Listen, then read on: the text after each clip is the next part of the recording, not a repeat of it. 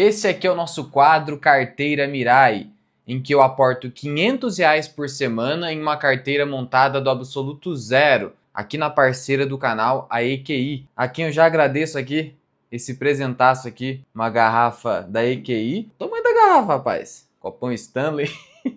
Mas é isso aí, vamos ao vídeo. Antes de mais nada, como de costume, vamos entender aqui o que está acontecendo e, na sequência, a gente toma a decisão de aporte. Primeiro, começando aqui com o Boletim Focus, o relatório de mercado do Banco Central, que, de novo, a cada semana, quem está me acompanhando aqui está vendo, a cada semana, projeção de inflação cai. Há uma semana estava em 3,97 IPCA. Há 4 semanas, acima de 4%, e assim deve continuar enquanto a taxa Selic estiver nesse patamar, pelo menos acima de 14%, e enquanto o dólar estiver aí abaixo de seus 5,50, com trajetória de queda. Isso está afetando ainda mais o IGPM, que é mais sensível ao dólar. Mesmo assim, em relação à projeção de câmbio, o mercado continua em 5,50, estão neutros nesse sentido. É o que a gente vai ver ao longo desse ano. Sendo que em relação à projeção de PIB, o mercado está um pouco mais pessimista, mas também neutro há 4 semanas, porque ano passado o PIB cresceu 2%, agora eles estão pensando em 1,8%.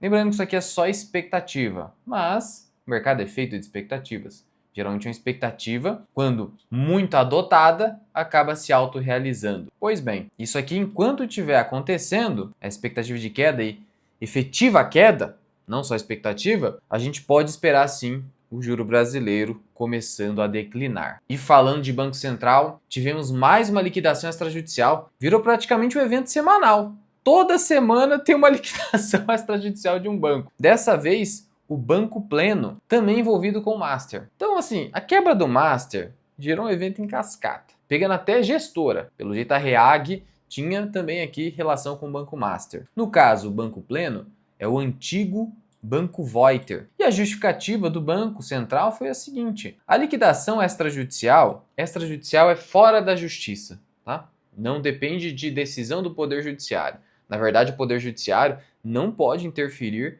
no mérito, que é o juízo de conveniência e oportunidade do Banco Central. A única coisa que o Poder Judiciário poderia fazer aqui a favor, por exemplo, do banco, que não aceita a liquidação, entra com processo judicial, seria atacar a legalidade do processo.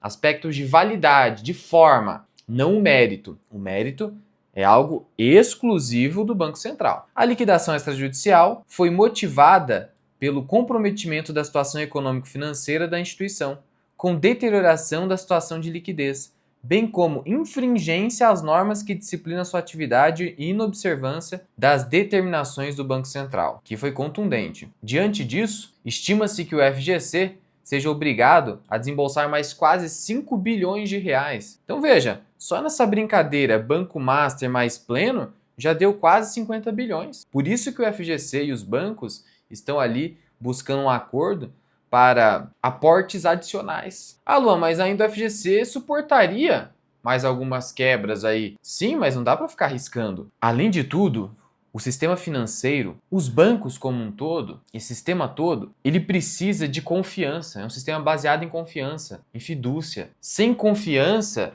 mesmo que um banco esteja sólido, banco S1 inclusive, ou seja, os maiores, Bradesco, Banco do Brasil, Itaú, mesmo que seja um S1, se você tiver uma confiança quebrada de maneira generalizada, você poderia o quê? Mesmo o banco sendo sólido, o pessoal corrida bancária, e essa corrida bancária gerar um problema de liquidez, mesmo uma instituição sólida. Então, confiança é tudo nesse sistema.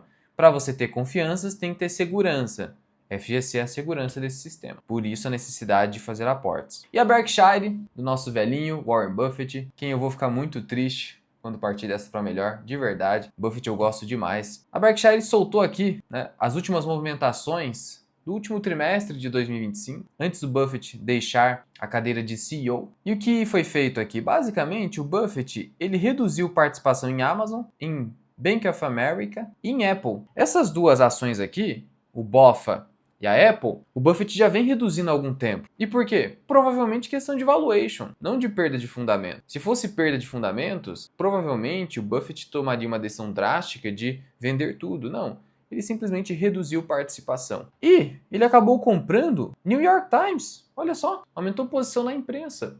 O Buffett sempre gostou de imprensa, de mídia no geral. Muito bacana isso aqui. Você vê como que as bases do Buffett continuam as mesmas, mesmo após sair da cadeira de CEO aos seus 95 anos de idade. Ele é um exemplo de coerência e racionalidade. E o Ibovespa, como é que tá? Ó, nesse momento, caindo só 0,48. Tô gravando esse vídeo aqui no dia 18 de fevereiro. A B3 abriu após as 13 horas. E só não tá caindo mais, por quê? Porque o petróleo tá subindo forte. Bateu aqui os $70 o barril. E aí a Petrobras acaba segurando, tá vendo? Mas se não fosse isso, tá vendo aqui Vale caindo 3%? Ah, por que Vale tá caindo tanto? Meu amigo, esqueça. Subiu muito, pode cair muito. Simples assim. Eu vi um vídeo esses dias do Nassim Taleb numa entrevista lá na Bloomberg. A moça ficava perguntando: por que você acha que a Nvidia caiu 12%? Era 12 ou 17, não lembro agora. Aí ele falava: a Nvidia subiu 900%, 1000%, cair 17% num dia. E ficam procurando motivo. A empresa fica fuçando motivo. Às vezes confundindo causa e efeito, que a gente chama de epifenômeno. Bobagem. Não fique buscando isso. Preocupe-se quando os fundamentos estiverem em crise. Aí você deve preocupação. Mas por hora é isso aí, cara. O fluxo estrangeiro continua comprador, isso não mudou. Temos aqui dados até o dia 12 de fevereiro. Estrangeiro comprando, institucional vendendo em conjunto com pessoa física. Vamos ver quem vai estar certo. O dólar está até subindo hoje, subindo 0,39, mas um ano ainda acumula queda de quase 5%.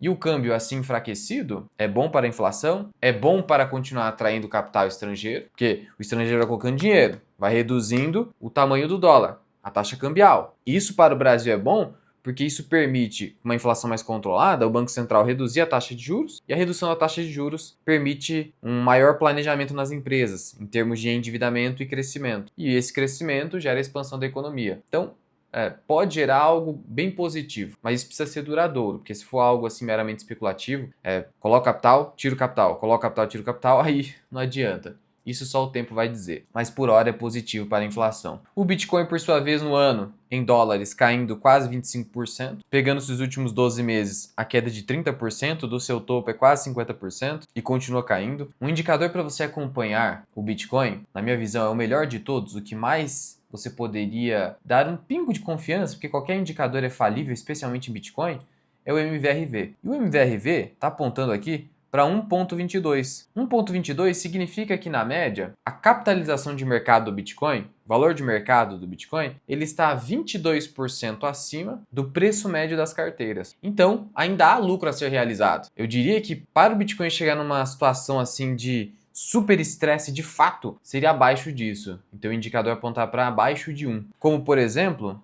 aconteceu aqui nesse fundo de março de 2023. Chegou a 1, abaixo de 1. E aqui o preço do Bitcoin era outro. Olha só o preço. 22, 20 mil dólares. Agora, a 55 mil dólares chegaria no mesmo indicador. Por isso, a faca pode ainda estar caindo e pode ser uma queda ainda duradoura. Então, vá com calma, gestão de risco, ativo extremamente volátil, muito especulativo, mercado muito especulativo. Esse seria o melhor indicador aí para você não ficar também procurando vários e esse blá blá blá que o pessoal fica falando na internet sobre Bitcoin. Indo agora para ações da carteira, a BB Seguridade soltou o último relatório de dezembro de 2025, mas é irrelevante agora, afinal de contas, já tivemos acesso ao resultado do quarto trimestre de 2025, então é dispensável analisar esse relatório nesse momento. As ações estão caindo um pouquinho hoje. Eu vi alguém comentar, as ações vão derreter. Não tinha nenhuma evidência nesse sentido. As ações já caíram bastante, tanto que teve essa queda aqui, ó. Tava lá quase 39, caiu de uma vez 13%. Um pouco era ajuste do dividendo, que foi anunciado, que era a DataX, mas caiu mais 3% além disso. Então chegou num preço bem interessante novamente, BB Seguridade, cujo índice preço-lucro projetado para 26 está em 8x, o que é um patamar relativamente baixo, até mesmo olhando para a mediana da BB Seguridade, que fica acima de 10x. Mas sim, teremos uma provável queda no lucro líquido, mas a gente já está pensando nisso aqui, já está pensando nisso. Então, na minha visão, continua sendo um momento aqui atrativo para a acumulação de BB Seguridade. E esse ainda deve ser um ano ruim tanto para a BB Seguridade quanto para o Banco do Brasil. Mas é no momento ruim que você acumula. Seria excelente se a gente pudesse, em momentos de mais previsibilidade ou momentos de melhoria, ainda que paulatina, poder acumular a preços baixos. Mas geralmente não é assim. Geralmente a gente tem que adotar a postura do Warren Buffett de contrarian investing. Ou seja, ir contra o mercado. O mercado está vendendo, você tem que comprar. E é difícil apostar contra o consenso porque a gente tem um viés cognitivo que é o efeito da prova social. A gente quer acompanhar aquilo que a multidão aprovou, só que nem sempre o consenso está certo. E aí é preciso ter coragem para poder ir contra o consenso. E é difícil, eu sei, muito difícil. Psicologicamente falando, você precisa estar muito bem treinado. E aí esse tipo de treinamento, a informação que muitas vezes você precisa, que eu trago na nossa comunidade para os membros, aqui também para você no canal, procuro trazer o melhor conteúdo possível com essa visão de te deixar munido para ter a coragem de ir contra o consenso em momentos onde provavelmente o consenso está sendo rígido demais, conservador demais. E o engraçado é que quando as coisas estão indo bem, o consenso também vai muito além do que deveria. Por isso que o mercado é um pêndulo. Ele vai do extremo medo para o extremo ganância. Dificilmente fica no meio do caminho. Então, como o mercado se move nos extremos, você pode se beneficiar desse movimento, dessa grande volatilidade, para se posicionar no medo, sempre ciente dos fundamentos econômicos da empresa, evitando a especulação. Bom, será que vamos aportar em BB Seguridade? A gente já vai abrir ali a carteira. Antes eu quero falar um pouquinho a respeito da Klabin. Fiz um vídeo recente, hoje caindo quase 1%, mas ainda acima dos R$ 4. E Klabin soltou um fato relevante, um pouco ruim, mas até que já era esperado, tá? O que diz esse fato relevante? Ele está relacionado ao EBITDA incremental de 2027. Que é isso, Luan? Incremental é adicional. EBITDA é aquela métrica que a gente adota como aproximação do lucro operacional. 2027 seria ano que vem. Então o que é isso? De onde que tirou isso? Bom, já vou te mostrar. A decisão de descontinuar a projeção decorre do aumento, desde a publicação original do Guidance, que é de 2024, vou te mostrar, da volatilidade nos mercados de atuação da companhia e condições macroeconômicas. Ou seja, gente, a gente fez a previsão em 24, mas o cenário mudou, sempre assim, e agora a gente teve que dar um pezinho para trás. Vamos voltar aí, que tá muito imprevisível esse mercado. No mais, foi só isso, e eles mantiveram as projeções do fato relevante do dia 9 de dezembro. O do dia 9 de dezembro, ele se refere a CAPEX, então 2026 vai gerar um pouco mais de CAPEX do que 2025, vai ter também um aumento do custo caixa, então 26 tende a ser mais difícil para a Klabin, ainda mais porque o dólar continua caindo. A salvação vai ser uma disparada no preço da celulose, algo ainda imprevisível. E o fato relevante de 2024 foi esse aqui, em que a empresa disse o seguinte, que estima gerar um EBITDA incremental de aproximadamente 3 bilhões de reais até 27, em relação ao EBITDA realizado nos últimos 12 meses encerrados em setembro de 23. E aí, quando você vai aqui em contábil e pega o EBITDA de 23, ele foi de 6 bilhões, então você teria um EBITDA estimado de 9. Só que ano passado fechou em 7,8 aproximadamente, como a gente viu no último resultado trimestral. De tal modo que, para chegar a 9, o EBITDA da Klabin teria que crescer 15%. E ela não deve estar tão otimista assim, ainda mais que o dólar começou a cair, a celulose tá aí complicado esse mercado. Ah, mas é 27, tem 26 ainda. Pô, é só crescer 6% aqui, mais 8 ali, algo assim. Ou 7, 7. Mas eles preferiram retirar essa estimativa. Então cuidado, tá? A gente já viu com o Banco do Brasil, cuidado com esses guidance. Claro, é a única informação que a gente tem, a própria gestão tá ali, né?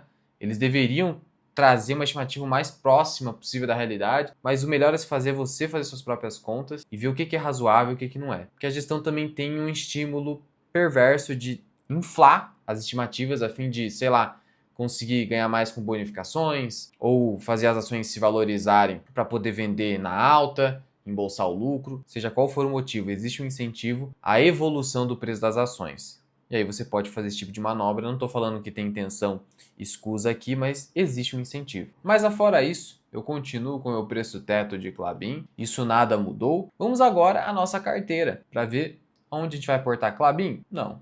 Klabin não é o melhor momento agora. Pois bem, estamos aqui na nossa conta da EQI, parceira do canal. Conta de investimento R$ 515, aporte semanal de R$ 500. Esse é o episódio 14, salvo engano. Estamos aportando R$ 500. Logo, logo chegaremos aqui em R$ 10.000. Então já se inscreve aqui no canal e ativa o sininho para ir acompanhando essa jornada. E sobre a EQI, eu vou deixar o link aqui na descrição para você abrir sua conta lá na EQI, que é uma corretora muito segura, e o BTG é sócio da empresa. Pois bem, em relação a Bitcoin, até poderia aportar um pouquinho, mas eu prefiro não desbalancear nesse momento pelo motivo que eu elenquei nesse vídeo. E já representa mais de 10% da carteira, prefiro não ultrapassar esse percentual que já é muito agressivo. Na verdade deveria ser 5%, então eu prefiro aguardar por hora. Então vamos aqui logo às ações. A maior posição é ASA3. Asas 2154. Veja que está um pouco acima do nosso preço médio e abaixo dos R$ 25, que na minha visão é um preço muito atrativo para essa empresa. Klabin não é o melhor momento, então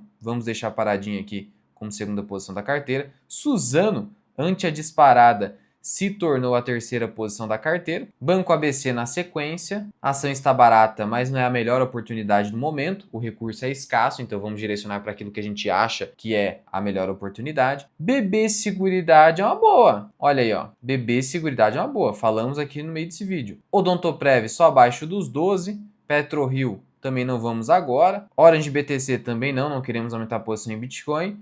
E Banco do Brasil, o yield nesse momento tende a ser baixo. Então, o nosso aporte vai ser direcionado para BB Seguridade e também ASA3, aproveitando aí esse preço baixo. Só queremos aportar com mais concentração em BB Seguridade, por quanto é uma posição inferior aqui na nossa carteira. Então vamos aportar R$ 200 aqui e R$ 300 aqui, finalizando o nosso aporte. Para isso, o que nós iremos fazer? Vamos clicar aqui em Home Broker. A carteira hoje está caindo 0,22 e Bovespa 0,5. Então está até abaixo de Bovespa. Vamos aqui em compra, ASA 3F, F porque é mercado fracionário. Está subindo um pouquinho, mas ainda bem abaixo do preço nosso aqui, abaixo dos 25. Vamos comprar R$ 200. Vamos comprar então 8 ações. Comprar. Executada imediatamente. Agora, BB Seguridade. BB Seguridade. Vamos comprar. Não dá 10 ações, faltou um pouquinho. Pena. Vai 9 ações aqui mesmo. Comprar. Ordem registrada. Vamos ver se sai rapidinho.